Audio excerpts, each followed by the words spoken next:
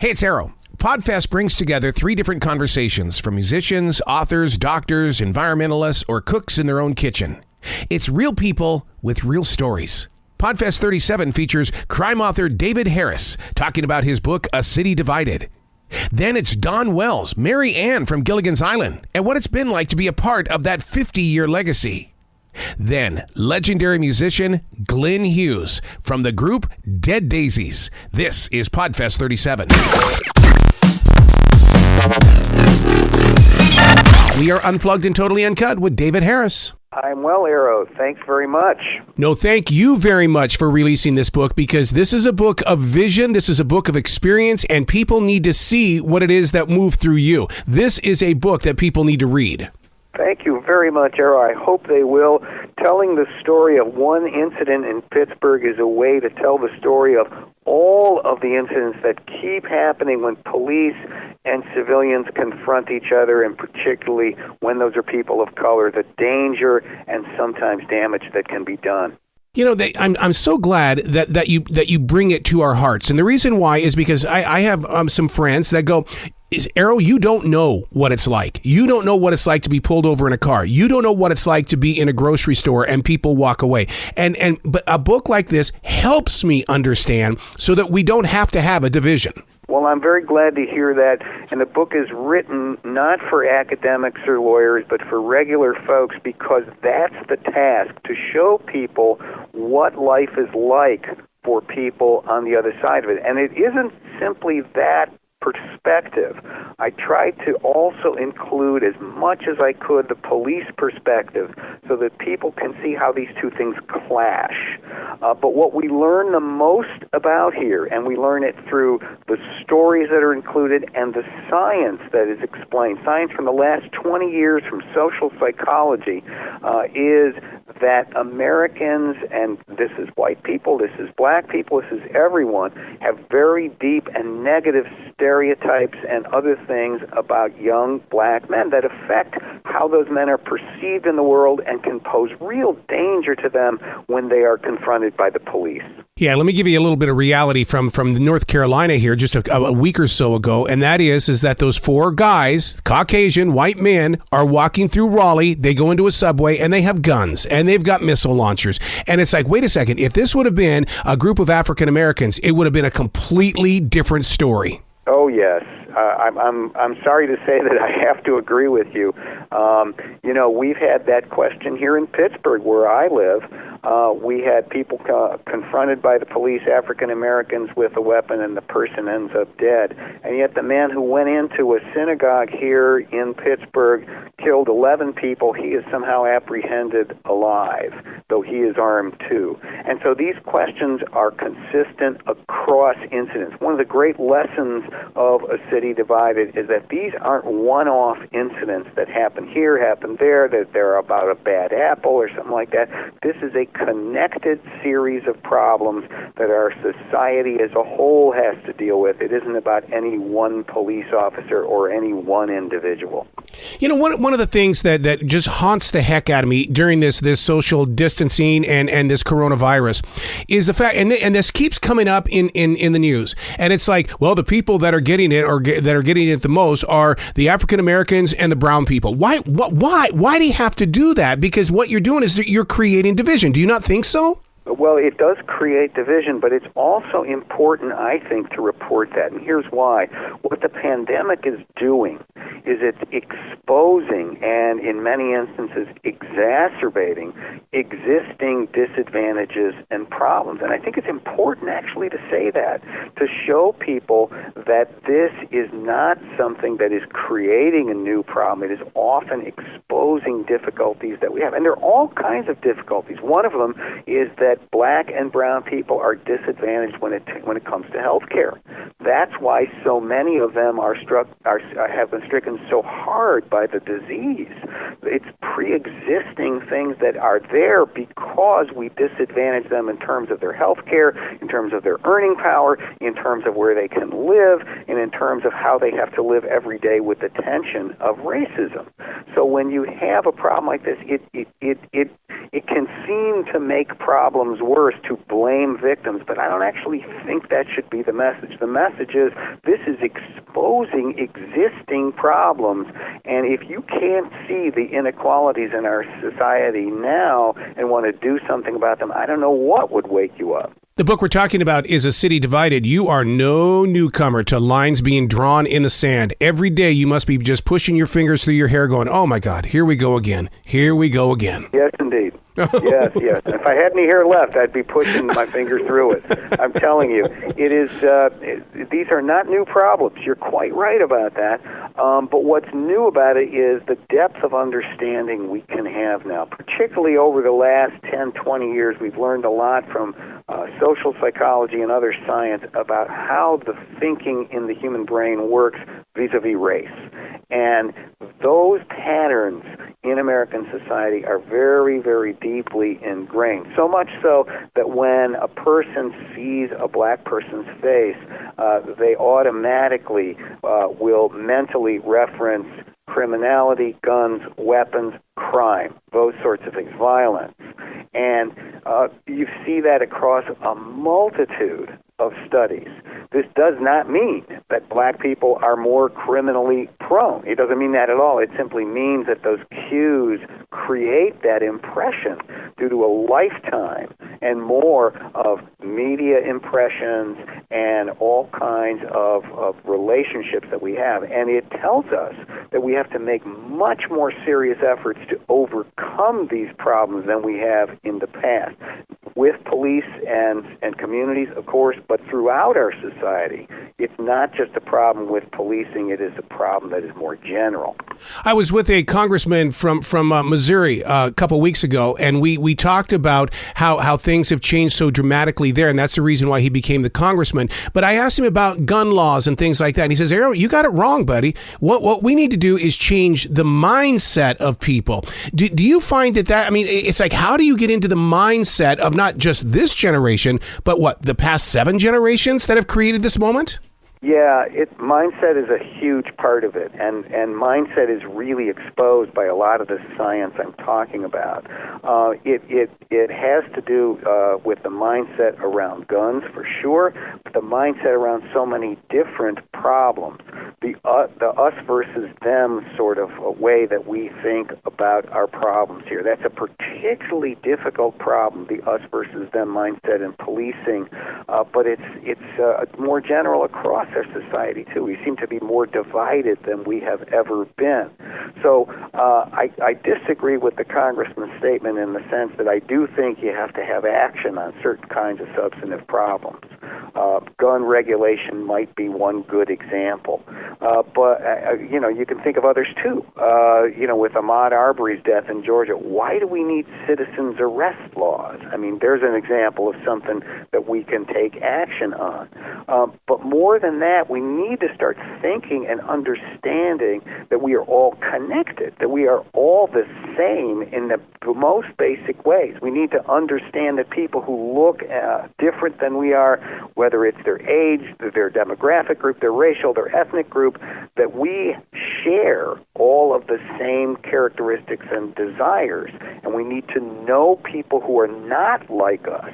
That will break our mindsets down and bring us to a better place. That's one of the chief recommendations in A City Divided, to have more interaction between people who are unlike us, whether we're a police officer and have to seek out others or serve others who are not like us, or civilians. It goes for everybody. You bring up Ahmaud down in Georgia, and you're also talking about interaction. People are making a lot of noise down there saying that the gentleman who took that video and kept a hold of that video for a long time needs to be arrested as well. Where does that put us in a position like that? Well, that's a really important question, whether that gentleman who took the video needs to be arrested. There's evidence, I don't know if there's enough evidence, but evidence that he may have been some kind of participant in chasing Ahmaud down. Why was he out there and blocking his way like that and pursuing him in a vehicle? We need to know more about that before that judgment is made, but it's a question that's legitimately on the table. What we need to see from this situation with Ahmaud is that simply seeing a person, particularly a young person of color, you're going to react like these two men did, the two men who were involved with the guns, and presume that person is a criminal. That's dangerous. That is the path down which the law shouldn't allow people to go. But more than that we should be aware that this is not the right way to think about people. If you have a problem with somebody in your neighborhood, call the police. Don't go trying to solve it yourself because it's too easy to jump to these kind of conclusions. We see this on, message boards across the country. Suspicious person in the area. What was suspicious about him? Inevitably it's, well, he didn't belong there. Why not? Well, we don't have any black people in this neighborhood. And that's the kind of thinking, I think, that gets us into trouble. You become a teacher inside this book. But at the same time, you're very compassionate in the way of saying, look, I understand all sides of the story here, but we as a community have got to be less divided. And the only way to do this is to create conversation. And that's what this book does. It creates conversation. Well, I cannot thank you enough for what you just said. That is exactly my aim. I mean, I wanted to bring the story of this young man and the three police officers front and center to show how these very deep misunderstandings can lead to real danger and sometimes tragically loss of life. Thankfully, this young man did not die, but many people do in these situations. And it's important for people to understand why this is happening. We can dissect all day long and maybe come to conclusions about what happened. That's what the legal system does. But why is the question. And when we get to why, we can work past the problem by finding, okay, well, what can we do to deal with that? And compassion is part of it. We have to understand each other, have compassion for each other. Only then can we have a chance of connecting these incidents, saying, no, we don't want to live this way. We don't want our fellow citizens to live this way. We've got to do better. The book is A City Divided. Are we going to start seeing you on news programs like Live PD? Are we going to start, you going to get your own television show? What? Because you can't just sit on this and not have the knowledge that you've got, that you're putting inside books right now. Well, like my late father used to say, from your mouth to God's ear. I am a born teacher. I live to explain things to people and to take them apart and show people where I think reality really is, because it's too easy to get lost in the deluge of facts and misinformation out there. We have to start seeing the picture for what it is, and that is, we are all human beings. We all need to be together on this, because it's in nobody's interest for these things to keep happening. You bring up my favorite word, which is teacher. I would love to see a teacher bring this book to their class, and they set it down and they say, okay, we're going to spend the next 6 months to the rest of the year, and we're going to study this book, and we're going to talk openly about this book, and we're going to see how we are all going to change as a group and not just as a one-on-one reader. Well, I'll tell you what, anybody who wants to do that with their class, and I don't care what level it's at, from grade school to high school through college and into professional school, I'm with them. I'll do it virtually, digitally. I'll teach it. I'll be part of the discussion. You can find me through the University of Pittsburgh, D.A. Harris at pitt.edu, and I'll be part of that. I want people to discuss this. I want them to read it, obviously, but I want them to engage, and I'm happy to engage with them, because it's only through doing that that we'll make this kind of progress, that we'll see that this was not one bad incident in Pittsburgh, but it is connected to things happening across the country. The book we're talking about, A City Divided.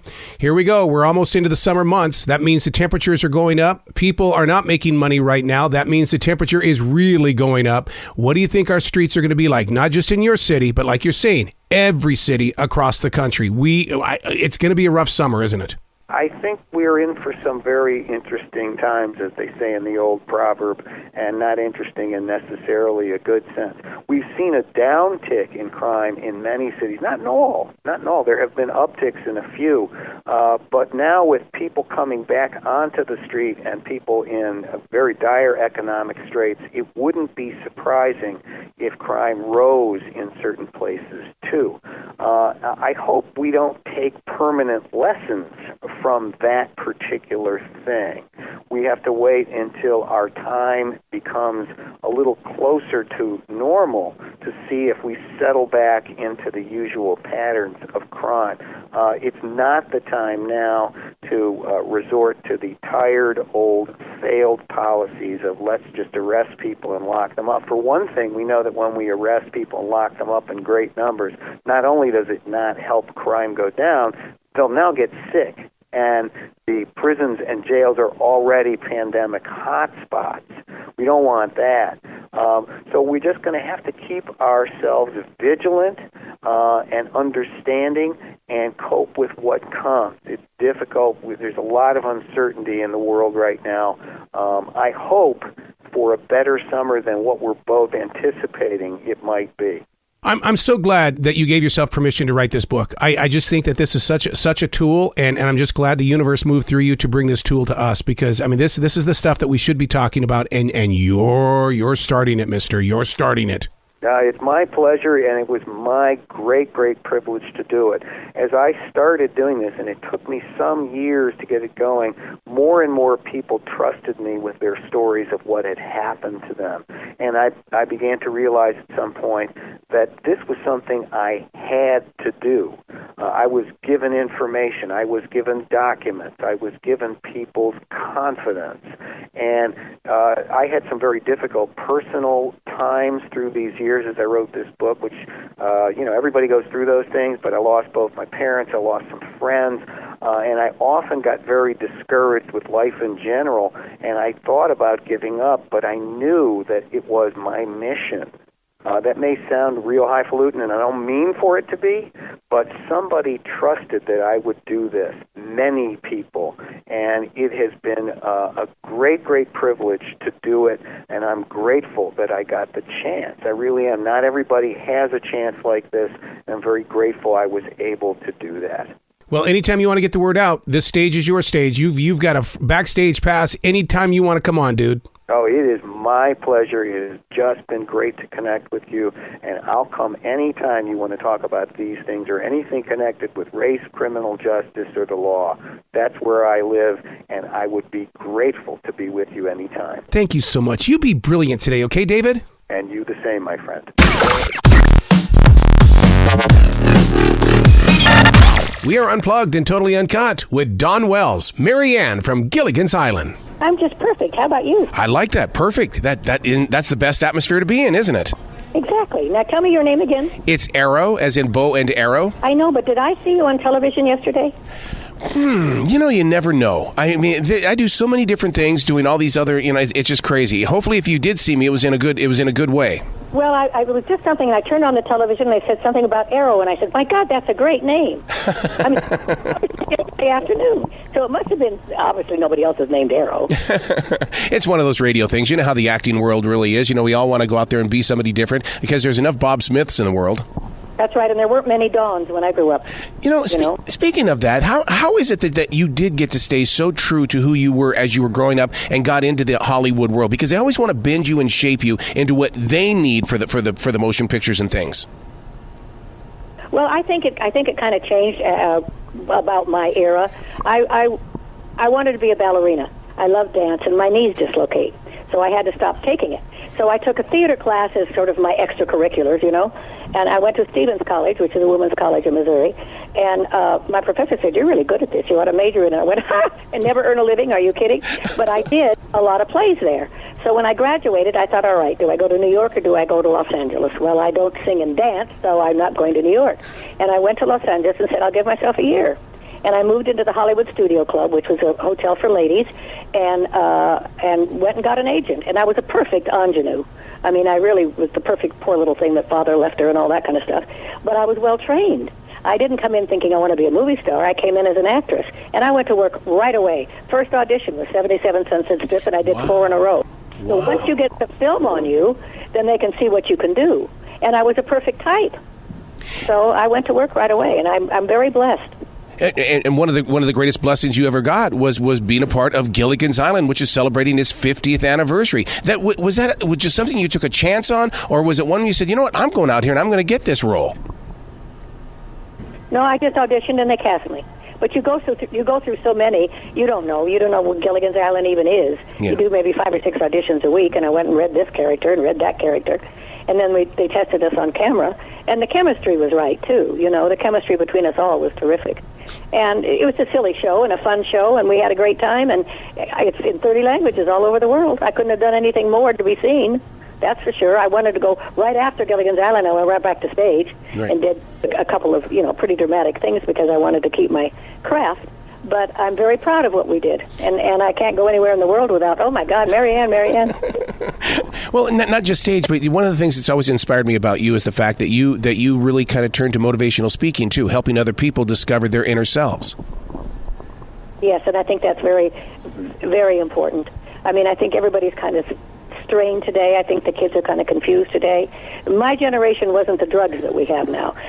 Drugs now kind of create a lot more problems than not. But I don't think anybody 17-year-old really needs to know what they want to do unless you're a really good mathematician or a really good ballet dancer. It's pretty hard to decide what you want to do.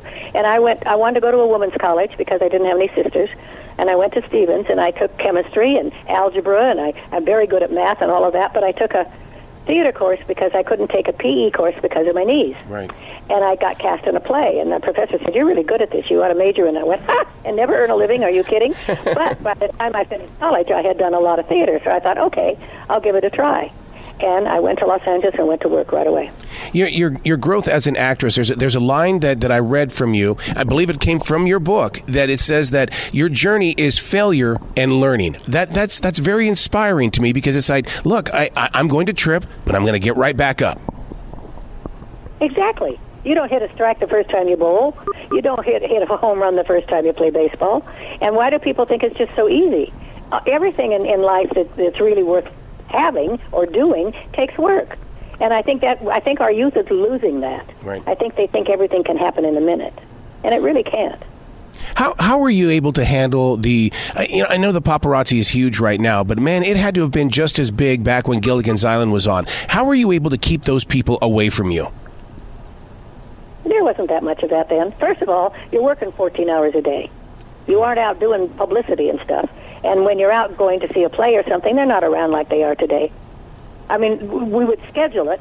So if they wanted to interview me, there was a time that they could do it. But they don't. And I don't think I was the sex symbol that everybody is today either. I mean, I got a lot of that mail because I was the first shorts. Right. But I don't think that. I think you gave Marianne some respect. I don't think he would be off color to her or make a pass at her. Right. We have something in common. We have something in common. That is a love for elephants. Elephants are my totem animal all the way. What about you? Oh, me too. And I was just watching something this morning, and I thought, I wonder if I could make friends with an elephant. I wonder if I worked in a zoo, and if I fed him every day, would they come to me and know me? Do you think they would? I think they would, because I think that they are smarter than humans. I just think that they know exactly. And the thing I love about them is that they're on their own pace. There's no rush. Exactly. And I've been to Africa 3 or 4 times, wow. And I've ridden a couple of elephants, and there's a gentleness. Yep. Do you notice that with really big men? Well, you probably don't because you're a guy. But really big men are more gentle with you than the smaller ones. Yeah. They're conscious of their size. My dad was 6'4", 260 pounds, so I had a big man in the household. But it's interesting, the small guys that are trying to make a place in life kind of stand up for themselves, yep. And I don't think an elephant has to worry. Speaking of men, you've always been known as being that one person that women can come and talk to about men. I think so. I've got a pretty good perspective on men, I think. Yeah. I grew up in Nevada, where there's instant divorce and all of that. My mother and father were divorced, but they were best friends, and I never had a bad word from either one of them about either one of them. And my mother was like a patrol officer. She knew where I was every single minute. Every single minute. I couldn't get away with a thing. Now, my generation didn't have the drugs and stuff that's going on today. But I still had to be home at 12. I had to be home at 12. I mean, I think today both parents are working, and I think it's harder for them to keep track of the family. But I think you in your instinct, how you are raised, gives you some moral values. I think drugs ruin it all. You're so absolutely right. Smoking something. Yeah, you're so absolutely. You don't think so.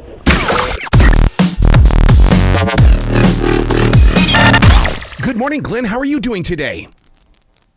Fine, Arroe. How are yourself? Absolutely fantastic. I got to tell you right from the very beginning here, this video to this song has got to be the most creative video since Thriller from Michael Jackson. Oh, my God. Which one's that?